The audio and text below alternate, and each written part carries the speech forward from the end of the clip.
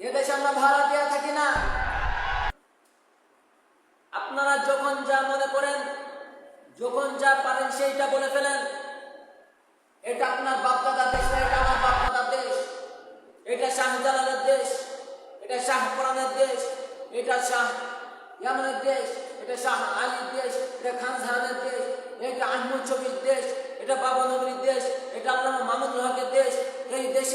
এই দেশে আপনারা আমাদেরকে ভাড়াটিয়া বলবেন আর আমাদেরকে মনে করেন যে ফুদে উড়াই দিবেন। আমরা বলে দিতে চাই, আমরা বাংলার জমিনে, বাংলাদেশে 5 লক্ষ মসজিদ আছে, 5 লক্ষ মসজিদের ইমাম সাহেবরা যদি প্রস্তাব করে, আপনারা প্রস্তাবের সাথে বেঁচে যেতে বাধ্য হবেন ইনশাআল্লাহ। আপনারা আমাদেরকে কখনো মনে করবেন আমরা এই দেশের ভাড়াটিয়া। আমরা এই দেশে ভাড়াটিয়া হিসেবে থাকি না। আমরা এই দেশের নাগরিক, আপনারা এই দেশের নাগরিক। আপনার যেরকম অধিকার আছে আমারও সেরকম অধিকার আছে। আমার যেরকম ভালো মন্দ দেখার বিষয় আছে আপনারও সেরকম আছে। আপনারা শুধু খারাপ দিক টানবেন, ভালো দিক টানবেন না। আপনারা আমাদেরকে চুপ করানোর কথা বলবেন। আমরা আলেম ওলামা একই কণ্ঠে আওয়াজ তুলতে চাই। আমাদের দিকে যদি আপনারা চুপ করানোর কথা বলেন, আপনাদের চক্ষু গায়ে ফেলবেন ইনশাআল্লাহ। আপনার কোরআনের বিরুদ্ধে কথা বলবেন, জিহ্বা টেনে ছিঁড়ে ফেলবো। আপনারা যে পা দিয়ে আগে আমাদের মসজিদে আঘাত করতে চাবেন, মাদ্রাসা আঘাত করতে চাবেন, ইনশাআল্লাহ আপনাদের হাত পা ভেঙে ফেলবেন ইনশাআল্লাহ। কারণ এই দেশটা আমার বাপ দাদার দেশ। এই দেশটা নারায়ে তাকবীর আল্লাহু আকবারের আওয়াজে এই দেশ স্বাধীন হয়েছে। এই দেশে বিসমিল্লাহর সংবিধান থাকবে। এই দেশে কোরআন হাদিসের আইন চালু হবে।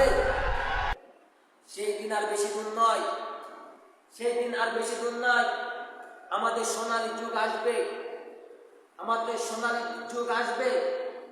সেই দিন আপনারা যে গোলামি করতেছেন, সেদিন আপনারা পালাতে বাধ্য হবেন ইনশাআল্লাহ। কারণ আপনারা আমাদেরকে মনে করেন যে আমরা কোনো কথা বলি না।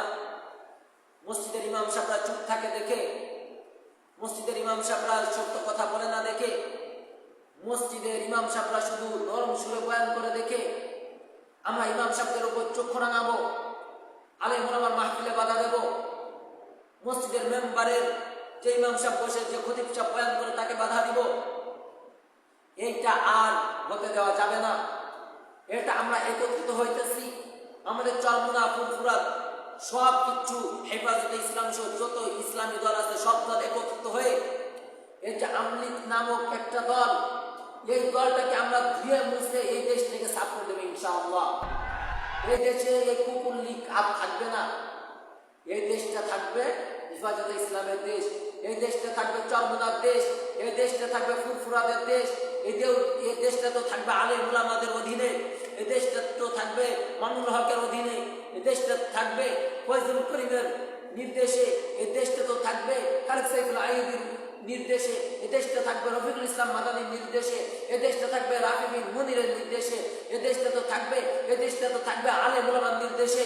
এই দেশে কোনো মূর্খ কোনো এই দেশ চালাইতে পারবে না।